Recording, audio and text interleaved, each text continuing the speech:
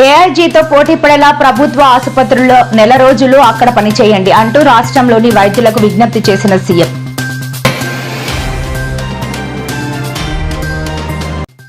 నేడు గుంటూరు జైలు నుంచి బెయిల్పై విడుదలైన నందిగం సురేష్ చనిపోయేంత వరకు జగనన్నతోనే నా ప్రయాణం ఉంటుంది అంటూ స్పష్టం.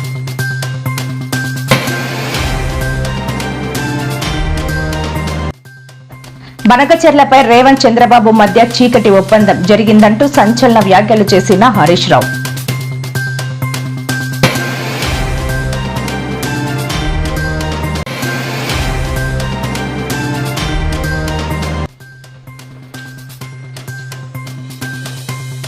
బంగాళాఖాతంలో అల్పపీడనం కోస్తాలో విస్తారంగా వర్షాలు కురిసే అవకాశం వెల్లడించిన విశాఖ వాతావరణ శాఖ అధికారులు.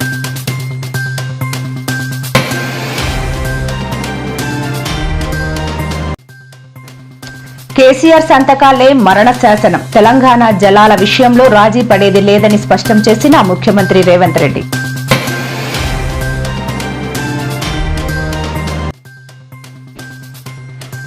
పాష మైలారం ఘటన సిగాచి బాధితులకు ఆ సంస్థ ఆర్థిక సాయం, మృతుల కుటుంబాలకు ₹1 కోటి చొప్పున పరిహారం ఇస్తున్నట్టు వెల్లడి.